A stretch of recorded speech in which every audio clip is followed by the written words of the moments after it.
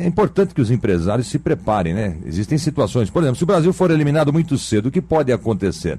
Há necessidade de se adaptar a um plano de contingências. As empresas devem ter este plano de contingência. Para falar sobre o assunto, Eli Gonçalves Moreira, fundador e sócio da HGM Consultores, especialista em conflitos coletivos, projetos de consultoria e treinamento nas áreas de relações trabalhistas e sindicais e outros títulos importantes também. Ele está na linha para conversar com o ouvinte do nosso programa. Olha, o que seria um plano de contingências? O que deve ser feito neste sentido?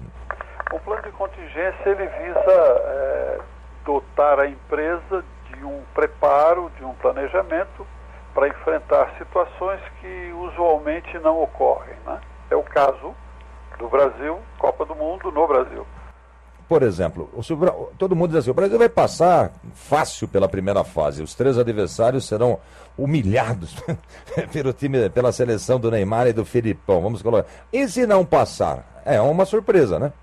Será uma surpresa para todos nós, né? Uhum. Apesar que eu não gosto muito da palavra surpresa, né? Surpresa é sempre desagradável, tá? Então eu prefiro omitir essa palavra nesse momento de festa para nós aqui, né? Faz parte também do plano de contingência, de preparação, digamos, as tais manifestações como houveram no ano passado, no mês de junho? Esse é um fenômeno que alterou substancialmente o comportamento do brasileiro, especialmente dos mais jovens, né, que estão dominando aí a mídia esse tempo todo com essas manifestações, né? Eu não estou falando daqueles oportunistas que entram para fazer quebra-quebra, para danificar o bem, o patrimônio público, mas estou falando do jovem, aquele jovem que está na rua protestando de uma forma sincera, honesta, ousada, corajosa, né?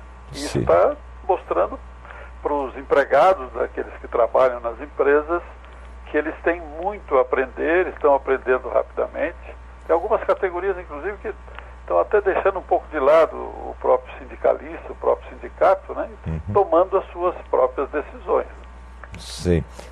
Isso afetará, sem dúvida, está afetando já esse movimento, esse momento que o Brasil está passando. Porque nós temos acumulados aí 2, 3 coisas importantes, né? Pelo menos é o caso da Copa do Mundo e a eleição que vem logo em seguida, junto com todo esse escândalo que está permeando a mídia brasileira aí, né? Você diria que o ex-presidente Lula deixou uma casca de bananas para a presidente Dilma quando aceitou a Copa do Mundo no Brasil? Não sei se teria muita forma de sair, é difícil criticar agora que já está feito, mas que a Copa do Mundo traz um ônus para o Brasil muito grande. E o que se contesta atualmente é se esse ônus vai compensar, né? Acho que talvez não. Tudo está indicando que não vai compensar. No Brasil, com todos esses escândalos aí de superfaturamento das obras, né? O orçamento de 2 bilhões de reais já passou de 8. Então são coisas que esse jovem que está indo para a rua não vai perdoar. Aliás, não está perdoando, né? As manifestações estão aí para todo mundo ver e sentir e ouvir e participar delas, né? Nós estamos conversando exatamente um dia após um super feriado que para a maioria do Brasil terminou ontem, mas para o povo do Rio de Janeiro ele continua, porque amanhã no Rio de Janeiro é feriado, amanhã é dia de São Jorge. Não se pode dizer que o Brasil voltou a trabalhar na sua plenitude até agora, né? Neste ano. Esse ano o carnaval ficou para mais tarde e as decisões, as empresas estavam já com o pé no freio por conta da economia, por conta da incerteza, por conta de um ano eleitoral, e aí juntou com o carnaval mais tarde, logo em seguida esse grande feriadão aí da Páscoa, né? Então isso faz com que realmente as coisas fiquem paradas. A gente sente isso claramente nos nossos contatos com os empresários, com as empresas. Está todo mundo aguardando, sabe aquela coisa, um não sei o que vem aí pela frente? Então, fica aguardando, né? Nós não temos muito feriado nesse Brasil que poderia ser diminuída a quantidade? Não sei se tem muitos, não. Esse ano, por exemplo, são poucos. Além desse que tem agora, tem 1º de maio, depois tem a Corpus Christi em junho. Corpus Christi, e o segundo semestre coincide tudo com domingo, né? No total vai de 10 a 12, dependendo do município. 13 em alguns casos. Se coincidir aí 1/3 deles, já cai para 7, 8. Então não é muita coisa, não. O que se pensa, que se pode fazer, eventualmente fazer uma troca, mas é muito difícil, digo, se o feriado cai numa quarta-feira, trocar por uma segunda, mas é muito difícil, porque tem feriados que são tradicionais, tem feriados religiosos, fica meio sem sentido. Acho muito complicado mexer nessa cultura brasileira. É como complicado também é o tal de ponto facultativo para o funcionalismo público, né? Que parou de trabalhar na quarta-feira e está voltando hoje. Quer dizer, a quinta-feira, enquanto o Brasil trabalhava, os funcionários públicos dos 3 níveis, federal, estadual e municipal, estavam, com todo respeito ao descanso dos mesmos, mas não é justo, né? Não é justo. E a gente tem que sempre lembrar que nós estamos no Brasil, o brasileiro é extremamente criativo, né? Quando você tem, por exemplo, um feriado, como foi esse último, na quinta, se você pegar a estrada na quarta-feira... Depois do almoço, você já viu, né? Já não tem mais, tem pouca gente já que está realmente dedicada ao trabalho.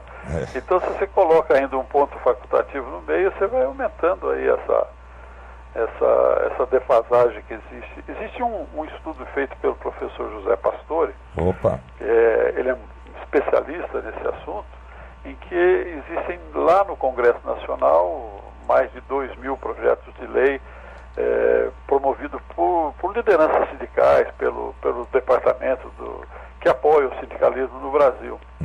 De acordo com ele, se esses projetos todos fossem aprovados pelo Congresso, o Brasil certamente teria a menor jornada de trabalho do mundo, porque uma boa parte deles é para conceder folga, conceder mais feriado, conceder licenças e assim por diante. Isso é absurdo para o Brasil, que está precisando de produtividade, né? E que certamente no dia 14 de julho, um dia após a final da Copa do Mundo, caso o Brasil torne-se campeão, teremos mais um dia, que será segunda-feira, quando não trabalharemos. Mas nem por isso vamos deixar de torcer para a seleção, né? Mas sem dúvida alguma. Um outro ponto também que está pegando é que alguns municípios, principalmente municípios sedes ou que ficam ao redor do município sede, né, estão aplicando o feriado local, o feriado lá naquele município. Se a gente olhar a mobilidade urbana, tudo bem, mas se a gente olhar a produção, a produtividade brasileira, aí é tudo mal. Os empresários não estão gostando e com razão nada disso, sabe? Vamos ver a conta que vai ficar para nós pagarmos na sequência, né? É mais uma conta que vai ficar para pagar. Agora, é importante que nós temos, as empresas brasileiras têm por tradição atender os empregados na Copa do Mundo, facilitando para eles assistir o jogo, colocando uma televisão no local de trabalho para quando ela não pode interromper a produção, ou quando a atividade é essencial, ele não pode deixar o posto de trabalho. Então nós já temos isso, as empresas resolveriam isso com muita facilidade. Então generalizar um problema de mobilidade urbana também é complicado, beça, né? Ok, muito obrigado por conversar conosco e tenha uma ótima semana de trabalho, Eli. Muito obrigado a todos. Boa tarde, bom dia. Para você também. Eli Gonçalves Moreira, fundador e sócio da Consultores Especialista em Conflitos Coletivos, negociador patronal e perito na administração e solução de conflitos trabalhistas e estratégias empresariais para situações de mudanças de alta complexidade e impacto, conversou conosco sobre o plano de contingência.